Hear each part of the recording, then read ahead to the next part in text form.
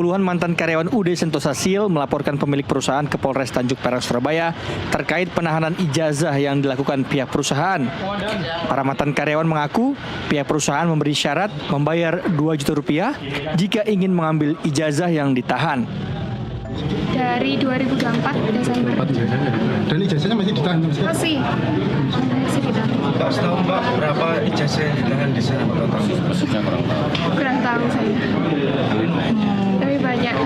Kira-kira ya lebih lah dari laporan sementara kan 31 ya. Bisa jadi lebih dari 50 orang. Kalau Mbak Putri sendiri pernah minta ijazah itu terus disyaratkan apa gitu Mbak? Kalau saya nggak usah minta, saya sudah tahu. Resikonya saya kan memang keluarnya nggak sesuai persyaratan. Jadi saya sudah tahu, saya nggak minta. Nggak akan dikeluarkan ijazahnya. Nah, kalau nggak nebus, Emang keluar sesuai persyaratan itu yang seperti apa Mbak? ya membayar nebus 2 juta itu. 2 juta itu. Saat pelaporan pada Kamis 17 April lalu, para mantan karyawan ditemani oleh Wali Kota Surabaya, Eri Cahyadi. Diduga ada pelanggaran administratif yang dilakukan pihak UD Sentosa Seal dan kini kasusnya terus didalami pihak Disnaker Pemkot Surabaya. Sebelumnya pada 17 April lalu, Wakil Menteri Ketenagakerjaan Immanuel Ebenezer melakukan sidak ke kantor UD Sentosa Seal. Sidak ini menindaklanjuti laporan warga yang viral di media sosial terkait praktik dugaan penahanan ijazah bagi para pekerja. Saat sidak, Wamenaker yang ditemani Wakil Wali Kota Surabaya Armuji sempat tidak dibukakan gerbang oleh pihak perusahaan. Yang udah pasti itu negara tidak dihargai, kemudian ya banyak hal-hal yang janggal lah ya. Ada hal yang ditutup-tutupi entah apa maksudnya, padahal ini hal yang sepele karena kewajiban negara menjaga industrial ini tetap harmonis, tapi kemudian ya saya nggak tahu, kita harus sebagai negara yang dihargai. Saya pikir Pak Wali aja tidak dihargai, ternyata saya juga tidak dihargai. Saat bertemu dengan pemilik UD Sentosa Seal, Wamenaker marah karena sang pemilik mengaku lupa terhadap puluhan karyawan yang melaporkannya dan membantah telah menahan ijazah mereka. Dari Surabaya, Jawa Timur, Irwan Daika Disa, jurnalis NTV melaporkan. Pemirsa, kita bahas kasus dugaan penahanan ijazah pegawai oleh pemilik usaha dagang Sentosa Seal di Surabaya, Jawa Timur. Kami sudah terhubung dengan Wakil Wali Kota Surabaya Armuji melalui sambungan Zoom. Pak Armuji, selamat malam. Terima kasih bersama kami. Bagaimana perkembangan kasus ini, Pak? Terima kasih, Mas Doni. Jadi perkembangan kasus ini sampai saat ini pemerintah kota melalui kuasa hukumnya, melalui para lawyer-lawyer yang mendampingi daripada korban mantan karyawan UD Sentosa Seal yang telah dilaporkan di Polres Tanjung Perak, ini terus banyak yang melaporkan. Sekarang ini sudah sekitar 31 mantan karyawan. Tentunya ini menjadi tanggung jawab kami sebagai pemerintah kota Surabaya, di mana para karyawan ini tentunya melaporkan ke Polres Tanjung Perak mempunyai satu bukti-bukti yang cukup. Di samping mereka juga mempunyai bukti tanda terima dari perusahaan tersebut, yaitu telah menyimpan barang berharga yang berupa ijazah asli. Maka dari itu tetap pemerintah kota dalam ini Disnaker maupun dinas-dinas terkait, OPD terkait, telah mendalami daripada izin-izin daripada UD tersebut. Izin usaha maksudnya akan dicabut atau gimana, Pak? Kalau memang nantinya ada suatu pelanggaran dan itu tidak memenuhi satu persyaratan, karena apa? Karena pada saat hearing dengan DPRD Kota Surabaya, ini diindikasikan perusahaan tersebut tidak mempunyai NIB. Itu salah satu bukti administrasi yang tidak dipenuhi oleh industri yang ada di sana. Begitu juga nanti izin-izin yang lainnya. Ini kan masih didalami terus sama Disnaker dan OPD terkait, di mana letak perusahaan ini ada di Kota Surabaya. Kalau mengenai ketenagakerjaan atau karyawan-karyawan yang upahnya di bawah UMK, ini adalah domain Disnaker Provinsi Jawa Timur. Ya, Pak Pak Armuji, ini artinya Pemkot akan menempuh jalur hukum atau bisa melalui jalur non-hukum untuk dimediasi sehingga tidak perlu berlarut-larut ini kasusnya?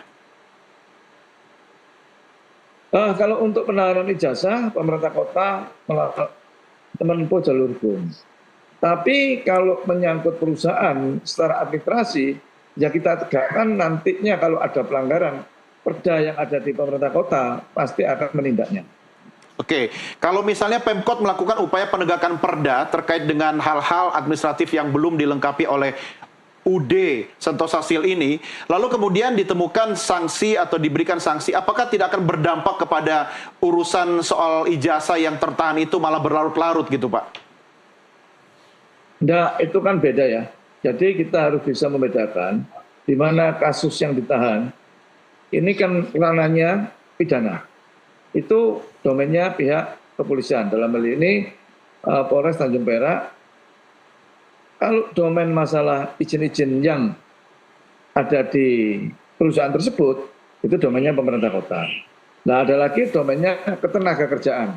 Kalau ketenagakerjaan, ini domainnya Disnaker Provinsi Jawa Timur. Jadi kita bisa harus memilah-milah supaya penyelidikan ini berjalan on the track. Masing-masing instansi mempunyai kewajiban dan mempunyai tanggung jawab sendiri-sendiri. Pak Armuji, terhadap yang Anda katakan tadi, ternyata ada 31 orang lagi mantan karyawan perusahaan ini yang juga bernasib sama. Apakah mereka semua sama ijazahnya masih ditahan dan belum keluar sampai hari ini? Semuanya, dari 31 yang telah mengadu kepada saya, itu semuanya ijazahnya ditahan di sana dan belum keluar sampai saat ini. Ada yang resignnya sudah hampir setahun, ada yang resignnya hampir 3 bulan, ada yang resignnya 6 sampai 5 bulan. Semuanya belum kembali ijazahnya. Ya, apakah kemudian Pemkot akan menjadikan ini sebagai prioritas, sebagai bagian dari tugas pemerintah kota untuk dalam tanda petik ya, mengurusi warganya, atau ada agenda lain di balik ini sebagai upaya untuk kemudian menertibkan usaha-usaha yang tidak memiliki izin atau bandel-bandel seperti itu, Pak Armuji? Ya, pemerintah kota juga tidak terlalu gegabah, karena kita juga butuh yang namanya investasi yang ada di Surabaya ini berjalan dengan baik. Kita pun juga akan melindungi. Kalau toh mereka sudah memenuhi suatu persyaratan administrasi. Kita juga tidak boleh lengah dan tidak boleh meremehkan bahwa hak-hak pekerja itu juga harus dilindungi oleh pemerintah kota juga. Supaya apa? Supaya semuanya berjalan seiring seirama. Kalau semuanya bisa dikomunikasikan dengan baik, seiring dan seirama, maka investasi yang ada di kota Surabaya akan makin maju pesat. Ini yang harus kita lakukan secara fair dan transparan kepada seluruh perusahaan yang ada di kota Surabaya. Pak Armuji, apakah selama ini Anda, khususnya Pemkot, mendapatkan kendala komunikasi terhadap pemilik perusahaan tersebut? Karena sampai saat ini juga kami berusaha menghubungi pemilik UD Sentosa Sil, namun belum bisa kami ajak diskusi juga, Pak. Awalnya memang tahu sendiri dalam saat pertama kali saya sidak, di dalam video-video yang sudah beredar, yang sudah viral, sangat mengalami kesulitan. Bahkan kan ada di video itu saya dikatakan penipu juga ya.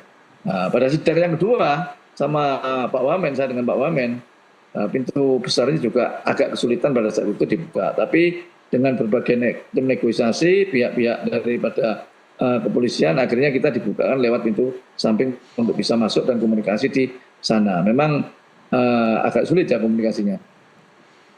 Soal laporan polisi terhadap Anda sudah dicabut atau gimana penyelesaiannya, Pak? Soal laporan polisi dan Budiana ini kan melaporkan saya pada tanggal 10.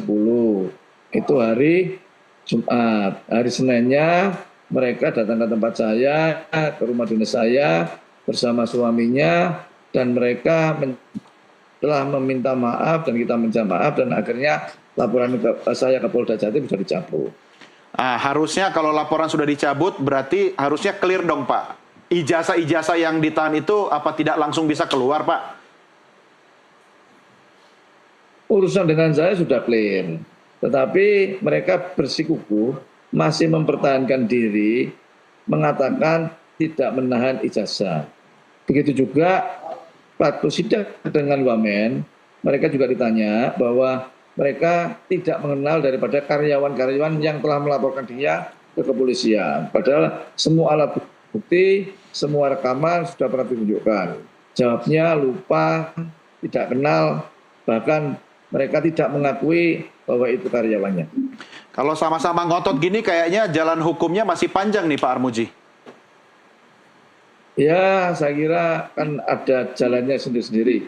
Pemerintah kota punya tugas sendiri, pemerintah provinsi punya tugas sendiri, kepolisian punya tugas sendiri, dan semuanya nanti kan kita punya database di mana perusahaan-perusahaan yang berada di Surabaya ini sudah mengantongi izin atau belum, sudah memenuhi persyaratan atau belum, dan semuanya nanti akan kita buktikan, dan itu tidak terlalu lama saya kira. Pak Armuji, posisi Pemkot saat ini di mana secara hukum terhadap para mantan karyawan yang kemudian merasa ijazahnya ditahan ini, Pak? Posisi pemerintah kota, kita tetap memberikan suatu advokasi, tetap memberikan suatu dukungan, dan kita telah memberikan support penuh kepada mereka, para mantan karyawan, yaitu supaya ijazahnya keluar dan melaporkan penyimpangan ijazah ini kepada pihak hukum. Artinya kita tidak lepas tangan, kita tetap bertanggung jawab dan melindungi warga kita, warga Kota Surabaya. Terkait dengan upaya Gubernur Jawa Timur untuk menerbitkan ijazah pengganti, apa yang bisa disampaikan Pak Armuji? Domain saya, karena ini sudah levelnya gubernur, levelnya provinsi, saya tidak mau mengomentari hal-hal semacam itu. Nanti khawatir salah saya. Oke, dari temuan pelanggaran-pelanggaran administratif ataupun peraturan daerah yang dilanggar oleh UD Sentosasil ini, apa menurut Bapak yang kemudian ini bisa menjadi titik masuk untuk melakukan upaya penertiban ke depannya agar tidak terjadi masalah-masalah seperti ini, Pak? Ya pastilah, kalau melanggar pasti ditertibkan. Kalau melanggar tentunya diingatkan. Kalau nggak mau diingatkan, ya tentunya ada tahapan-tahapan yang kiranya nanti berproses pada usaha dagang Sentosasil ini. Ini yang harus kita lakukan. Jadi tahapan-tahapan itu pasti kita lakukan supaya kita juga melakukan tindakan itu tidak ada celahnya. Oke. Pak, ini yang menarik kan yang kemudian diketahui oleh publik terkait dengan denda yang diberikan kepada karyawan kalau menjalankan ibadah sholat Jumat itu sebesar Rp10.000 atas keterlambatan. Bisa masuk ke soal itu nggak Pak? Dan kira-kira solusinya melalui pendekatan apa ini Pak Armuji? Ya, itu kan pelanggaran ya. Di mana pelanggaran pelanggaran etik atau pelanggaran sanksi ya. Karena kan jam istirahat itu minimal biasanya di aturan ketenaga kerjaan kan 1 jam.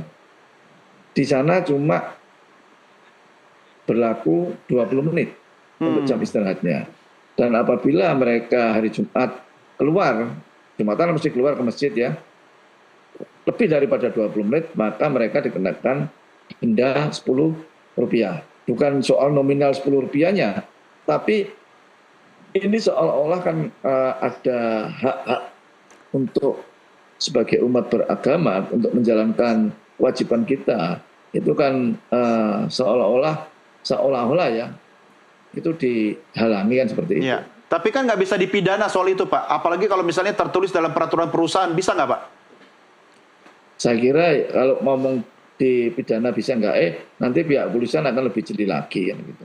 Baik, Pak Armuji, langkah konkret berikutnya apa yang akan ditempuh oleh Pemkot Surabaya? Langkah konkret berikutnya karena kewenangan kita yaitu secara administrasi ingin memeriksa seluruh administrasi yang dimiliki oleh UD Sentosasil. Jadi bukti-bukti itu sudah didalami betul sama pemerintah Kota Surabaya. Nanti pada suatu saat kita tinggal mengumumkan. Targetnya kapan selesai Pak? Clear semua? Ya saya kira nggak lama lah. Itu administrasi. Administrasi kan semua data dimiliki oleh pemerintah Kota Surabaya dan kita mempunyai data-data habis semua perusahaan yang ada di Kota Surabaya. Baik. Pak Armuji, terima kasih sudah berdiskusi bersama kami. Selamat malam. Terima kasih Mas Doni, selamat malam. Ya, pemirsa, demikian diskusi kami dengan Wakil Wali Kota Surabaya Armuji. Dan jangan kemana-mana, NTV Prime akan segera kembali dengan dialog sesaat lagi.